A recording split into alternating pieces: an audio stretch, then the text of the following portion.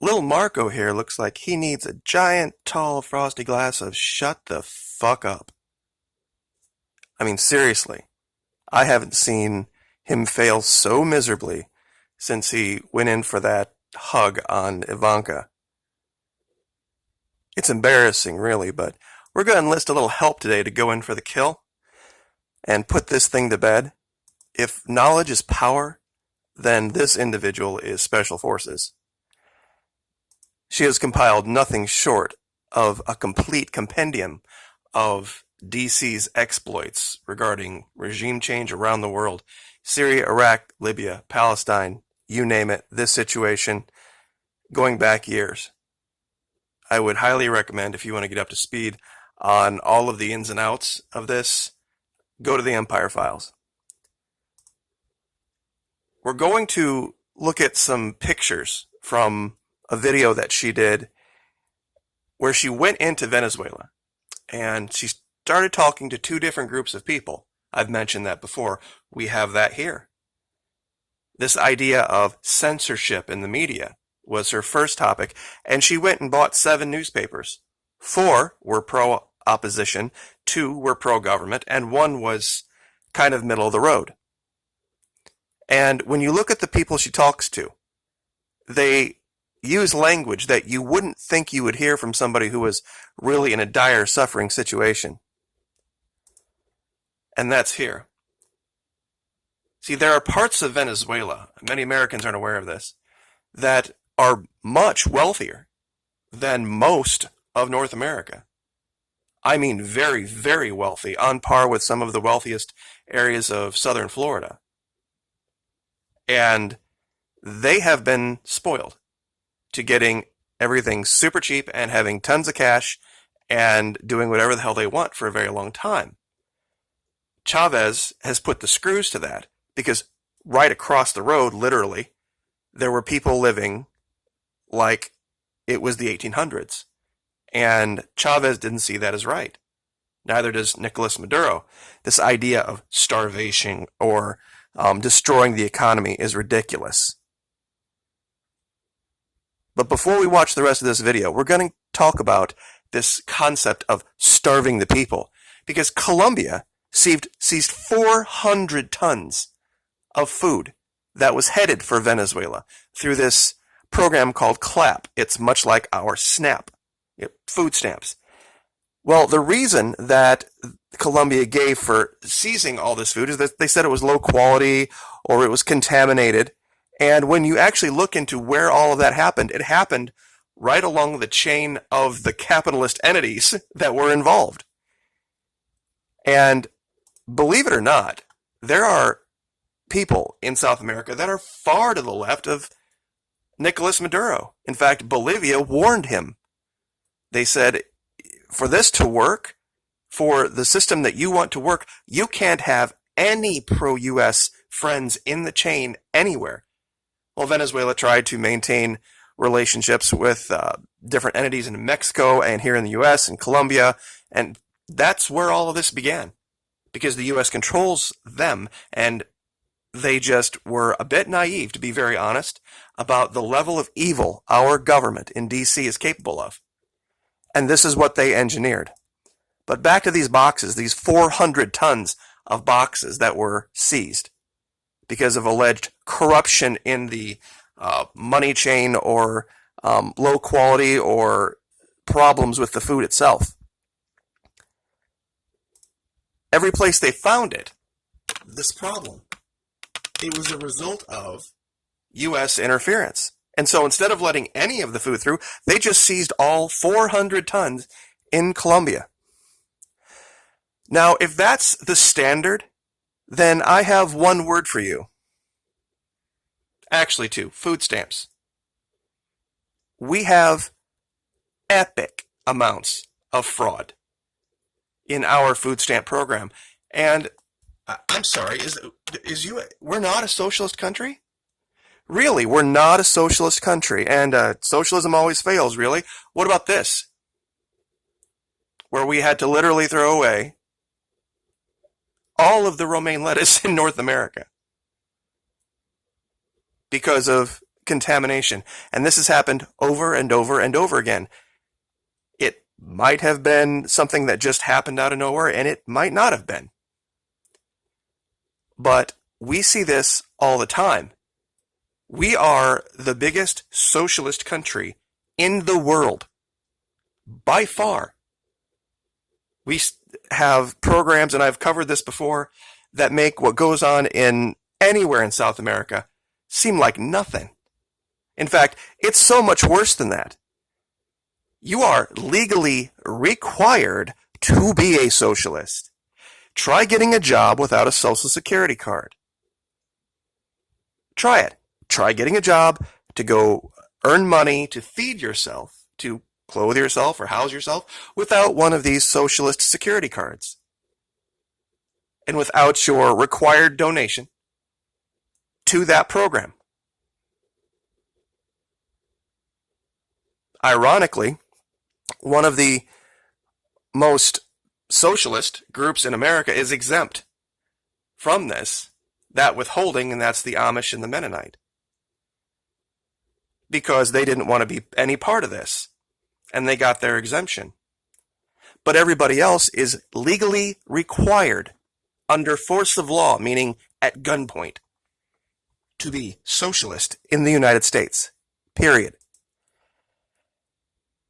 And this is going to be the legacy of this ridiculousness. Because in 1950, and they knew the scam when they started it. They knew there was going to be no way there was ever going to be a maintaining of 16 workers paying in for every one that retired. But they knew by the time anyone figured it out, all of the beneficiaries will have been dead.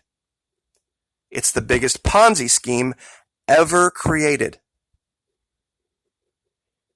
We hand out more money every year in welfare and socialist benefits and free food than it exceeds the gross national product of Venezuela by orders of magnitude. How much we give out. It's insane. We just call it different names. We call it consumer protections, and we don't call it socialist security, but it is. Food stamp fraud. Food insecurity in the United States. Nearly 18 million U.S. households had food insecurity, trouble feeding family members at some point in 2011. And you can look at where the worst states are. They're in the South. So this isn't about liberal or conservative. It is what it is. These are just facts. And as if that wasn't bad enough, I want my audience to ask themselves an honest question. If there was some disagreement in this country about leadership, or if there was a problem with food, if we had somebody saying, go surround military bases, asking people to go trespass on military bases, what do you think would happen in this country to the person that was attempting to do that? They would be put under Guantanamo Bay. That would never, never fly. Now, as promised, I'm going to just let this play out, and you can decide for yourself. But once again, look in the background. This is a very recent article that she's put out within the last year or so. And I think it speaks volumes, absolute volumes, to what's really going on with these wealthy people in Miami, these wealthy Venezuelans, and what they're attempting to use our military to achieve. ¿Para qué trabajo turismo? Y mira, no sé qué hacer, dime qué hago, hacia dónde vas. No voy a vivir un sueldo mínimo. Yo soy una mujer que tengo 54 años y jamás había vivido una situación de tal naturaleza. I'm going to turn the volume down here because you can see what they're saying with the captioning. The woman before this said, I will not work for a minimum wage. Not that she couldn't. And this person here, designer haircut, designer clothes, and look in the background. This guy wearing his Adidas shirt. And look at the people around. Do they look frazzled or starving? And remember who you're looking at here. You're looking at opposition, because that's who she's interviewing. These people all have negative things to say. This is Radonsky. This is the guy that got clobbered by Chavez and then by Maduro.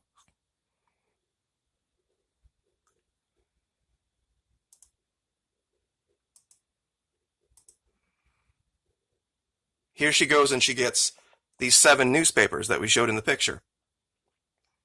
And she gives the breakdown of all of the different papers and what they say. And I'll link this and you can watch it for yourself. It's on the Empire Files.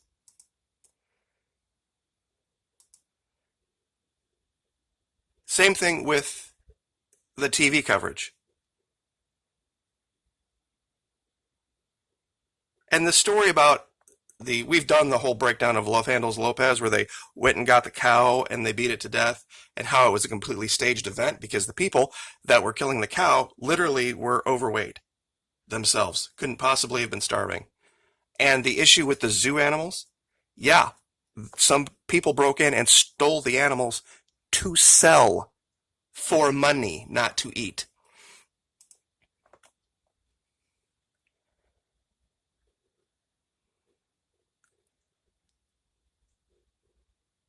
Now look at what these people are saying, but look at the visual of what's going on behind them. And I do have it sped up so that you can get an idea that there's probably a great deal of economic hardship.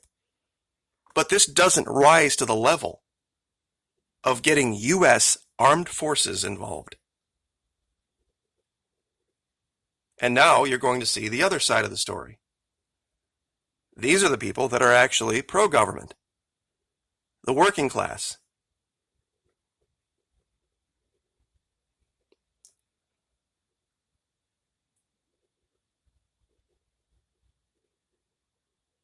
There are a lot of wealthy people taking it on the chin. It's kind of the thing that we thought was going to go on in this country the last couple of years, but truth being what it is.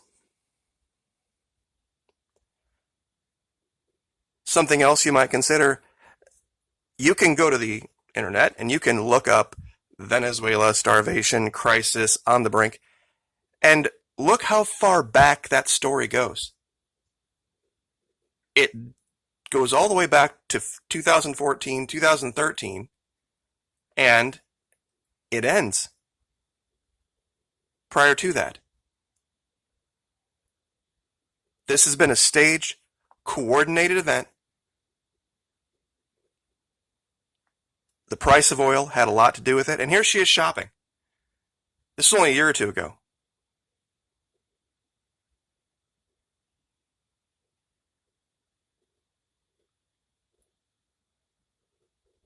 And here's where this lady talks about the economic war. The U.S. government in D.C. realized they could not take down Chavez simply with public opinion, because he could answer, and he could answer intelligently. And with gas prices being very high, their income down there was high, and people there were not upset enough to cause change. So the U.S. had to engineer this problem. The U.S. had to create this problem. Step 1 was collapse the price of oil. We've covered that, 2014. That dropped the income into the government of Venezuela 80% in 2 years. That was step 1. Step 2, the Warimbas, the Colombian terrorist paramilitaries that came in and bought up all the goods and then took them back into Colombia and started black markets. Step 3, the false exchange rates out of Miami to drive the currency into a spiral. And then the mass media campaign that we are seeing now from Fox, CNN, MSNBC, every business outlet that covers this in detail.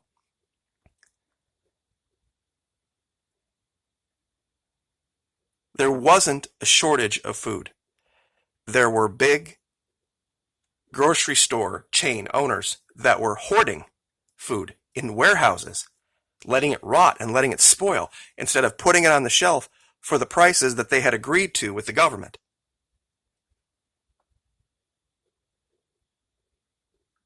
This is what's happened down there.